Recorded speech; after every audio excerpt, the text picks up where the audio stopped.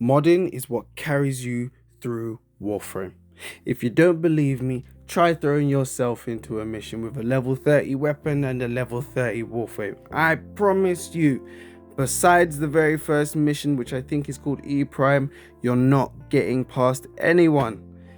With that being said, I'm here to show you how to at least teach yourself how to mod way better than probably even myself, or you just learn how to mod enough to play through the game.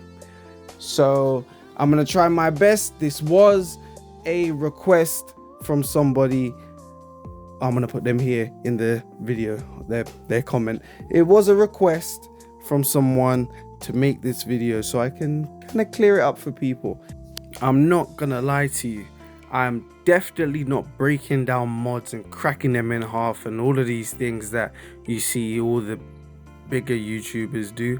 I'm just gonna give it to you basic so that you know how to mod, and when you have a question in the future, you can come back to this video and say, hey, that was a quick and easy video to listen to. Now, I want to go through a few things in Warframe that, let's say, they line up between every single kind of modding you're gonna do in the game, no matter you're modding the Warframe, your weapon, your companion, or your vehicles. Yes, there are vehicles in this game if you're not that far. It's all basically the same with what I'm about to say.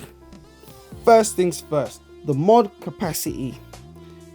It basically scales with your account level, the level of whatever you're modding, and whether or not you've doubled the capacity with an Arcane reactor or a catalyst. With that being said, Arcane reactors are specifically for Warframes and companions. Let's leave that there.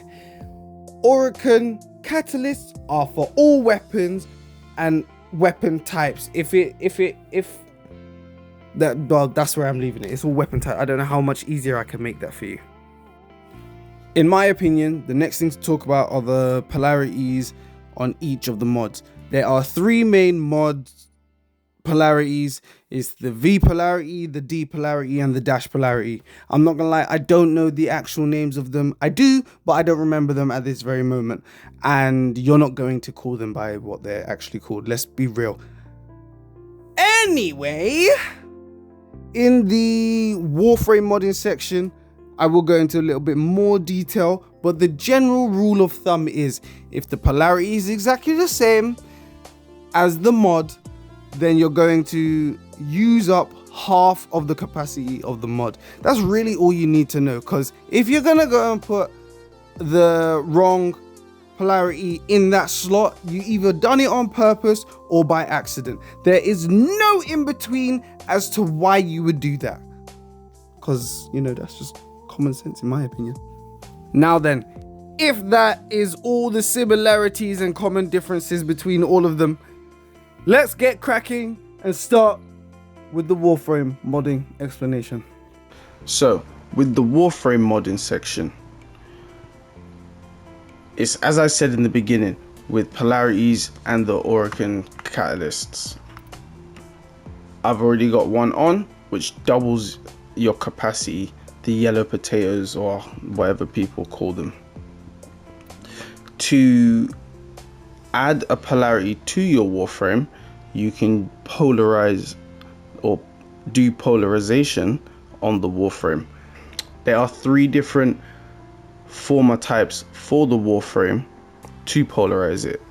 The Umbra mods, and you can read it if you want, if you don't want to listen to me. The Umbra mods are specifically for Umbra mods to half their capacity. They do not work with other polarities.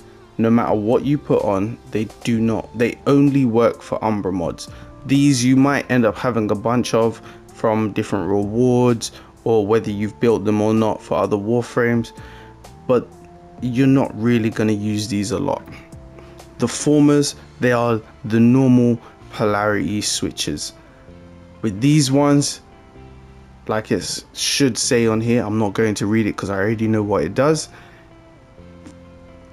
Put it on the mod, put it on the Warframe, and you get extra slots. This is why I have so many on my Nezha Prime, as I have formed him 5 times. It will show you how many formas you've put into the weapon, either here on this screen at the top, or here on the right when you've selected the Warframe, or when you are selecting Warframes and you preview them, it will show you.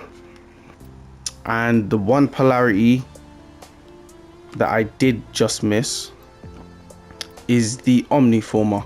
Omniformer can have any slot.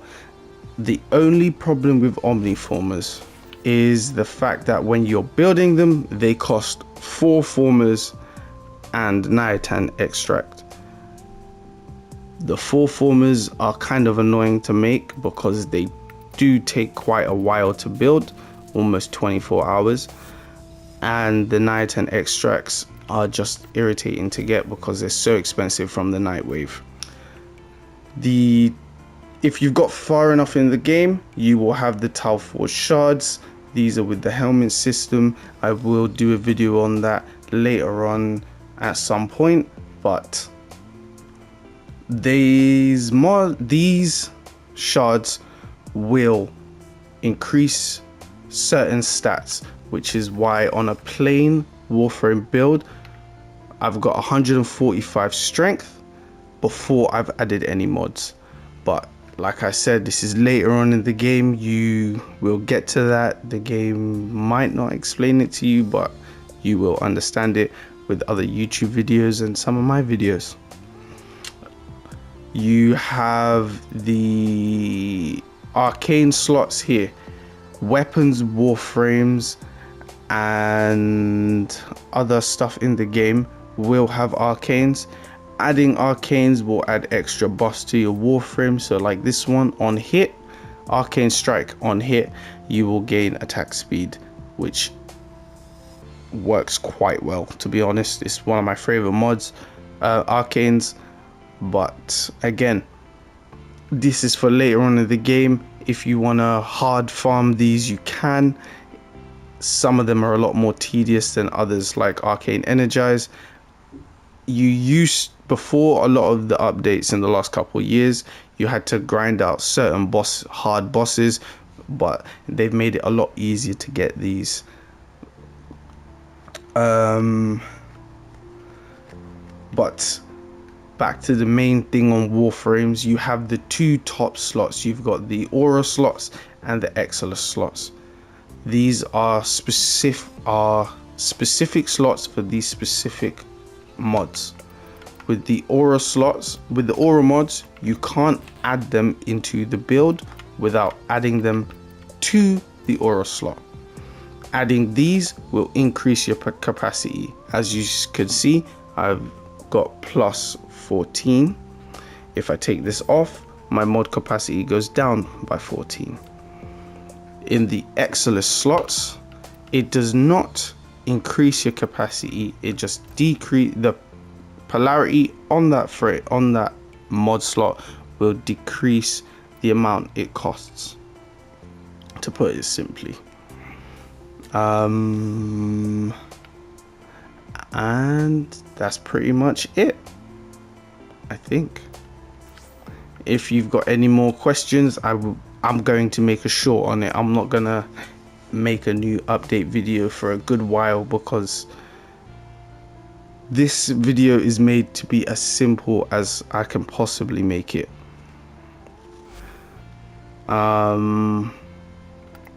You do have augment mods for certain, no, not even certain. You have augment mods for almost every Warframe. Most Warframes don't have augment mods, and that's only because they would have just come out or they just haven't had one made for them yet. But 90%, if not 99% of all Warframes have at least one augment mod. That's as much as you need to know for Warframe modding. Again, if you have any questions, let me know and I'll make a short about it. Now, modding weapons is kind of a different kettle of fish. Starting with the melees. Melee weapons are similar builds to Warframes in the fact that they have both Exilus and stances.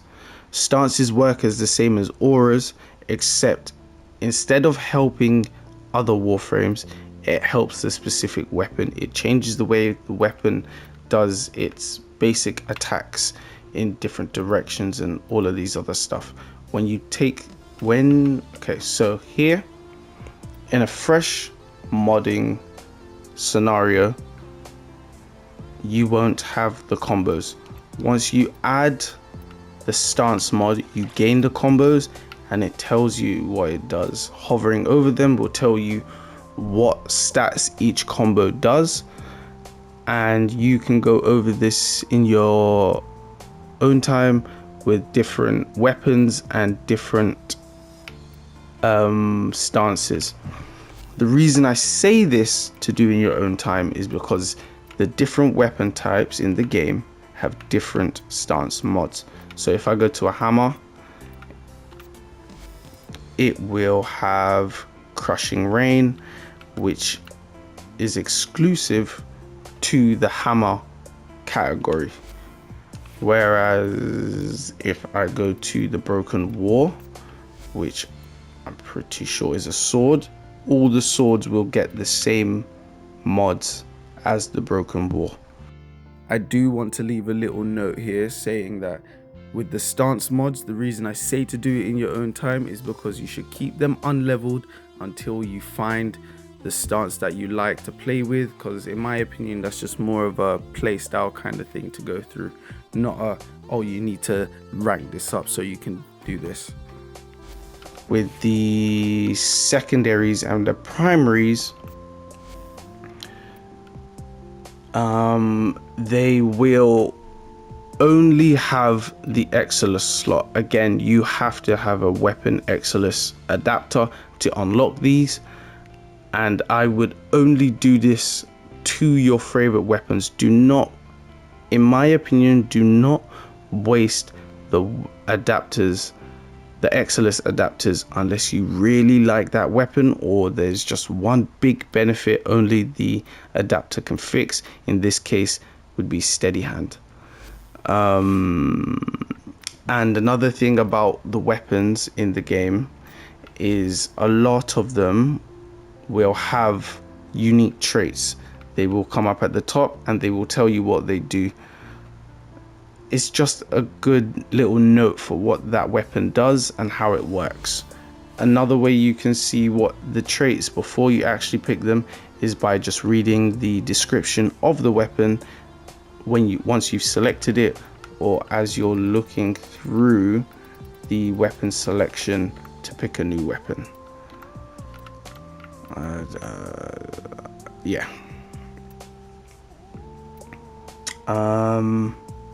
Your Parazon is basically your finisher weapon or your hacking tool. As you get later on in the game, you will get the antivirus mods, you will get the Requiem mods, but other than that, you will have mods for the Parazon itself. These mods are usually just little utility mods that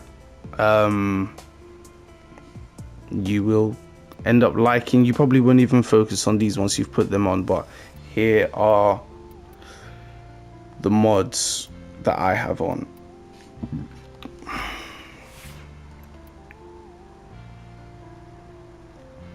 Companions are completely different. They do their own thing. They come with preset mods. Preset mods are usually like specifically tailored to different companions. So if I change from the Diriga to, let's say, the Death Cube, the Death Cube's preset mods, a lot of them are going to be exactly the same, whereas like Death Cube specific mods as Swift Death will only be tailored to certain. So imagine they're augment mods for the companion, and they usually come with the companion. Their weapons annoyingly don't change properly when you change between them. So if I change to another Sentinel, so if I change to the Helios, it will still keep the Vault Lock on. So just remember, you have to change that when you're changing companions, but usually when you've got your loadout sorted, they won't change unless you change them. If I've made that clear enough. Yeah, I think that's pretty much it. That is going to be my basic guide to the modding in the game. I don't think the video needs to be much longer, because that would mean having to go into all the little nitty-gritty details about the necromechs and their weapons and stuff. If you want that kind of video, I will do a completely separate video for certain things if that's what you want. In fact, I might do that just because it's easier, just going over what I would do for each type of weapon and each type of modding you should do for everything. Yeah, I think that's it for now. I want to say thank you for listening. I want to say, if I helped, I'm so grateful. I'm so grateful I did. And like I said probably multiple times already, if you've got any questions, leave a comment. If you've got any video requests, leave a comment. And if you just like the video, leave a comment saying you liked it. There is probably more I could go into. There's probably stuff I've missed, but as long as I'm helping a tenor along the way, that's all that matters. Thank you for watching my video. I really hope it helped. And this is probably like my 20th take, and I'm not doing another one. So I'll see you in the shorts. I see you in another video. Thanks for watching. I don't know if you're able to tell, but it's probably pretty clear. I did do a voiceover video and a recording from my PlayStation, so I could figure out which one I liked more. And you lot can please, if you could please let me know which one you think is better, because one of them's harder, the other one's easier, but I want to know which one would be better for content. I think if I'm gonna be streaming and stuff, I'm gonna be posting that content from my PlayStation, obviously, but I think I'll use those clips instead when I do PlayStation recordings. But we'll see. Let's just hope better for the future, I guess. I don't know what else to say at this bit. The video's finished. If you're still here, I'm surprised, but I'll see you in a bit.